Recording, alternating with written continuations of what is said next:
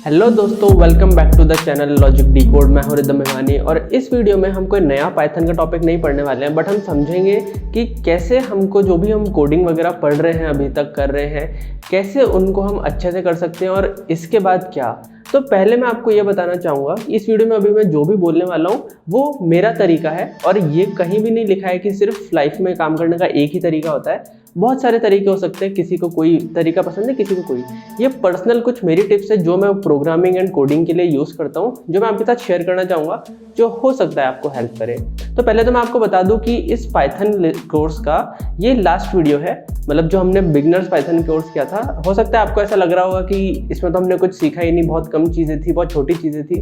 लेकिन मैं आपको बताना चाहूँगा कि एक्चुअली में होता क्या है ना, ये जितनी भी लैंग्वेजेस पाइथन वगैरह जो भी बना हुआ है ना, इनमें इतनी सारी चीज़ें हैं, लिटरली इतनी सारी चीज़ें हैं कि आप सीखने का तो कोई एंड ही नहीं है कि हाँ हमको ये भी सीखना है, ये भी सीखना है, ये भी सीखना है। बट एक्चुअली में होता क्या है कि आप वही चीज़ें यूज़ करते हो जो आपको अच्छी लगती है, आप वही चीज़ यूज़ करते हो। यानी मान लो अगर मैंने आपको प्रिंट करने के 4 तरीके बताए हैं, तो क्या होगा ना, आप जैसे जैसे कोडिंग करोगे टाइम के साथ आपका एक पैटर्न फिक्स हो जाएगा, तो फिर आप बाकी चीज़ों को यूज़ करोगे ही नहीं। ये आपका तरीका अपने आप कोडिंग का हो जाएगा। तो इसीलिए सब कुछ तो मैं आपको वैसे भी नहीं बता सकता हूँ कि हाँ मैं एक एक लाइब्रेरी, एक एक सब कुछ नहीं बता सकता हूँ। मैंने आपको जो भी अभी तक बताया इस कोर्स में, वो सारी वो चीज़ें जो जनरली काम आती है, और उसके अलावा भी कुछ चीज़ें जो पता होनी चाहिए वो मैंने आपको बता दी है, भले इतनी काम आए ना आए। इसके अलावा क्या सही तरीका रहता है कोडिंग का, ये मैं आपको समझाता हूँ। अब क्या होएगा, नेक्स्ट स्टेप मैं बताता हूँ। ये हमने समझा बेसिक कॉन्सेप्ट की कैसे लूप्स काम करते हैं, कैसे ये काम करते हैं, बट अभी भी हमने कुछ ऐसा नहीं किया है कि सीख रहे हैं हम तो कुछ करेंगे ना, कि सभी सीख रहे हैं। तो पहले तो आपको अपना मोटिव क्लियर करना पड़ेगा कि आप कोडिंग क्यों सीख रहे हो। और जनरली जो 2 तरीके होते हैं, जो 2 चीज़ें होती है कोडिंग के लिए, उनके बारे में मैं आपको थोड़ा सा बताता हूँ और उसके हिसाब से आपको कैसे और सीखना चाहिए। एक होती है जिसको हम कहते हैं कॉम्पिटिटिव प्रोग्रामिंग या फिर DSA वाला पार्ट जो होता है, और दूसरा होता है सॉफ्टवेयर डेवलपमेंट। अब समझो एक्चुअली DSA या कॉम्पिटिटिव प्रोग्रामिंग में क्या होता है ना, अगर आपको वो सीखने की इच्छा है तो उसके लिए आपको concepts, logics, data structures, list कैसे काम करती है, या इसमें और भी कुछ एडवांस चीज़ें होती है डेटा स्ट्रक्चर्स की, लाइक स्टैक क्यूब वगैरह, जो अभी तो हम नहीं डिस्कस कर रहे हैं। लेकिन अगर आपका टारगेट उस फील्ड में है कि हाँ मुझे प्रोग्रामिंग को अंदर से सीख जाना है, एकदम कैसे अंदर की चीज़ें काम कर रही है, कैसे मैं उसको बदल सकता हूँ, वो सीखना है, तो उसके लिए मैं आपको सजेस्ट करूँगा कि आप कोई अच्छा सा DSA का लेक्चर उठाएं, DSA का कोर्स उठाएं और उसके थ्रू काम करें। मेरा जो एम है इस कोर्स से, या फिर जो आगे हम करने वाले हैं, वो मेजरली डेवलपमेंट साइड में, क्योंकि कॉम्पिटिटिव के लिए तो देखो ऑब्वियसली आपको बहुत कुछ प्रैक्टिस आना वगैरह बहुत कुछ ज़रूरी है। लेकिन अगर आप सॉफ्टवेयर डेवलपमेंट में हैं तो ज़रूरी नहीं है कि आपको सब कुछ पता हो अंदर की बातें। आप अगर देखो क्यूरियोसिटी है आप में, तो आप जरूर क्यूरियोसिटी के तरह से आप सीख सकते हो। नेट पे इतने सारे रिसोर्सेज अवेलेबल हैं, कोई दिक्कत नहीं कि कोई सॉर्ट एल्गोरिथम कैसे काम कर रहा है वगैरह वगैरह। बट मेन इंपॉर्टेंट क्या है कि आप जो आपने सीखा है, अगर आपको पता है कि डॉट सॉर्ट करके पाइथन में लिस्ट सॉर्ट हो जाती है, आप उसकी मदद से अपने प्रोग्राम में लिस्ट सॉर्ट कर पाओ। यानी जो भी आप सॉफ्टवेयर बना रहे हो, जनरली एक प्रोग्रामिंग क्यों करते हैं हम, कुछ सॉफ्टवेयर बनाने के लिए, कुछ प्रॉब्लम सॉल्व करने के लिए। तो अब मैं आपको बता रहा हूँ कि जो भी हमने सीखा है ना वो, और उसके थ्रू और हम नई चीज़ें सीखेंगे सॉफ्टवेयर एंड मतलब प्रोग्राम्स के थ्रू। यानी अब इसके बाद मैं एक न्यू सीरीज चालू करने वाला हूँ जो कि पाइथन प्रोजेक्ट्स की होगी, और उन पाइथन प्रोजेक्ट्स में हम एक्चुअल प्रोजेक्ट्स बनाएंगे जो आप अपने रेज्यूमे वगैरह में भी चाहो तो डाल सकते हो। शुरुआत के कुछ होंगे जो बेसिक हो सकते हैं, बाकी बाद में हम अच्छे अच्छे प्रोजेक्ट्स बनाएंगे जो आप चाहो तो उसमें अपने हिसाब से बदलाव करके, सेम टू सेम तो मत डालना, बट आप डाल सकते हो अपने रेज्यूमे वगैरह में भी, कोई दिक्कत नहीं है। गिटहब पे डाल सकते हो, लोगों को दिखा सकते हो, पर अपना ट्विस्ट देना जरूर उसमें, ठीक है। तो ये सब हम करेंगे। अब एक चीज़ मैं बताता हूँ कि और कैसे हम प्रोग्रामिंग को बेटर कर सकते हैं। सबसे इम्पॉर्टेंट जो चीज़ है, करो। प्रोग्रामिंग भी मैथ्स जैसी होती है, या कुछ ऐसी चीज़ जैसी सुनने से इतनी नहीं आएगी जितनी करने से आएगी।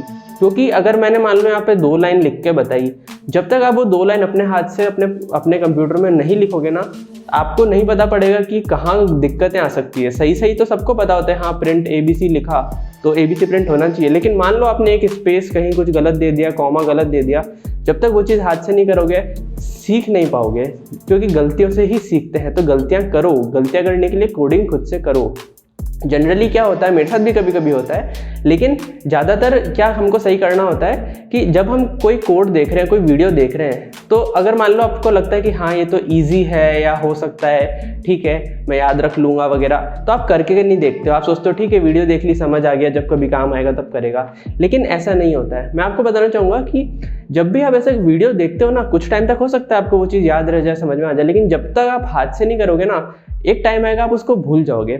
और एक और तरीका मैं आपको बताऊंगा कि कैसे इससे करना होता है, जो मैं पर्सनली करता हूँ। जब भी आप प्रोग्रामिंग की कोई वीडियो देख रहे हो, कर रहे हो, आप सिर्फ देखो ज़्यादा टाइम नहीं लगता है, जितनी देर की वीडियो है थोड़ा सा बीच में उसने कोड लिखा, पॉज करो, वो कोड अपने हाथ से लिख लो, थोड़ा थोड़ा चला के देखो क्या होगा ना। और इन सारे कोड को आप एक जगह सेव करके अच्छे से फोल्डर्स में जमा के रखो, स्टोर करके कि ये इस चीज़ का कोड। जनरली क्या होता है ना कि मान लो मैं आपको एग्जांपल देकर बताऊँ, मान लो मैंने कोई सॉर्ट करना सीखा, मैंने जस्ट फॉर एग्जांपल दे रहा हूँ, कोई सॉर्ट करना सीखा या कोई प्राइम नंबर निकालना सीखा, मैंने एक बार सीख लिया, उसका प्रोग्राम मेरे पास लिखा हुआ पड़ा है उधर।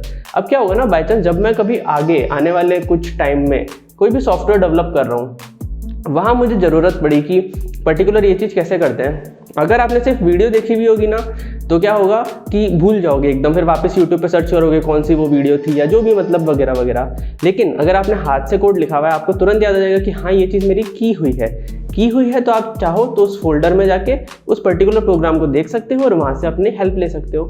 पर्सनली मैं भी यही करता हूँ। आप छोटे छोटे मॉड्यूल्स, भले आपको लगता होगा यार इतने से लिखने से क्या होगा, सेम टू सेम करने से क्या होगा, लेकिन सेम करोगे तो वहाँ आप सीखोगे, और सीखोगे तो आगे आपके काम आएगा, फॉर श्योर आएगा, ठीक है। इसके अलावा मैं आपको बताता हूँ, लोग मेरे से पूछते हैं कि मतलब हम जब करने बैठते कुछ नहीं सोचता है वगैरह वगैरह, तो वो हम याद नहीं रख पाते कि कब क्या यूज़ करना है। तो इसके लिए मैं आपको बताना चाहूँगा कि लिटरली प्रोग्रामिंग में आपको, कॉम्पिटिटिव की बात नहीं कर रहा हूँ, डेवलपमेंट की साइड में, आपको बिल्कुल भी ज़रूरी नहीं है कि आप चीज़ें याद करो।